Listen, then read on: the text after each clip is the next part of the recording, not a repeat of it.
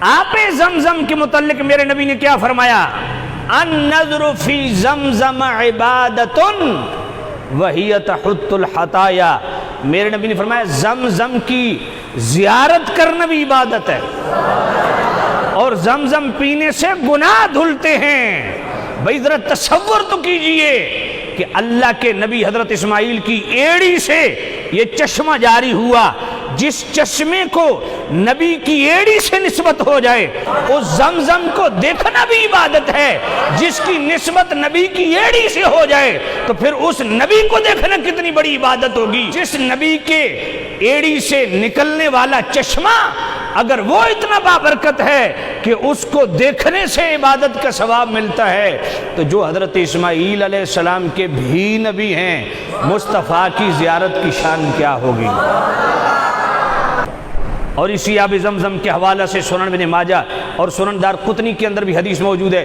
میرے کریم رؤوف الرحیم نبی صاحب اللہ صلی اللہ علیہ وسلم نے ارشاد فرمایا، آب زمزم جس نیت سے پیو، جو بھی حاجت مراد ہو اللہ تمہاری مرادیں پوری کرتا ہے۔ اگر پیاسے ہو تو پیاس بجھانے کی نیت سے پیو، اللہ تمہاری پیاس بجھا دے گا۔ بھوکے ہو، بھوک مٹانے کی نیت سے پیو، اللہ تمہاری بھوک مٹا دے گا۔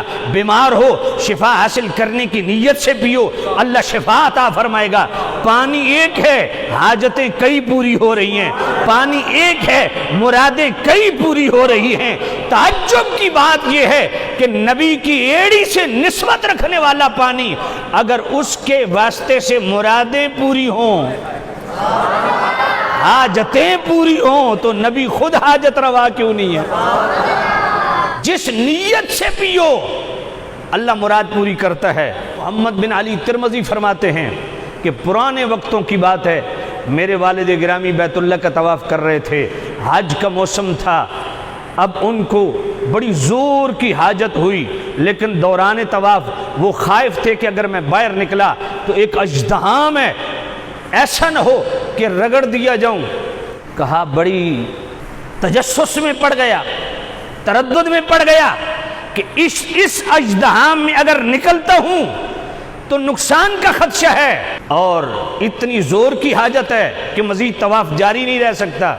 کہتے ہیں اچانک مجھے یہ حدیث یاد آئی، میرے نبی نے فرمایا جس نیت سے پیو۔ اب ذرا غور فرمائیں، ایک بندے کو زور کی حاجت ہو، پیشاب آیا ہوا ہو، اوپر سے 2 گلاس پانی پیے تو معاملہ کیا ہوگا؟ یہ عقیدہ اس کو کہتے ہیں۔ کہا جس نیت سے پیو، اب حاجت بھی ہے اور اوپر سے مزید کہتے ہیں دبا کے میں نے آب زمزم اسی نیت سے پیا، فجر کی نماز تک پھر مجھے حاجت نہیں ہوئی ہے۔ کمال کی بات ابن عربی نے لکھی، فرمایا یہ آب زمزم کی برکت قیامت تک رہے گی، مگر منافق اور منکر کو نفع نہ پہلے رہا ہے نہ آئندہ ہوگا۔ نفع اسی کو ملے گا جو اس کو نفع بخش سمجھے۔ جو ظالم نبی کو نفع بخش نہ سمجھے وہ پانی کو کیا نفع بخش سمجھے۔ اور عجیب بات ہے، آج جس حاجی، جس معتمر عمرہ کرنے والے اور حاجی کو ملنے جاتے ہیں، وہ آپ کو آب زمزم پیش کرتا ہے، آپ کھڑے ہو جاتے ہیں، قبلے کی طرف منہ کر کے پی جاتے ہیں۔ سوال تو کیا کرو حضرت یہ کھڑے کیوں ہوئے ہیں؟ آب زمزم کے لیے کھڑے کیوں ہوئے ہیں؟ کہا جی مستحب عمل ہے۔ اس کو بندہ خدا اس آب زمزم کی نسبت نبی کی ایڑی سے ہے، اس کی تعظیم و تکریم کے لیے تو کھڑے ہو جاتے ہو، تو مصطفیٰ کے لیے درود و سلام کے لیے کھڑا ہونے میں کیا حرج ہے؟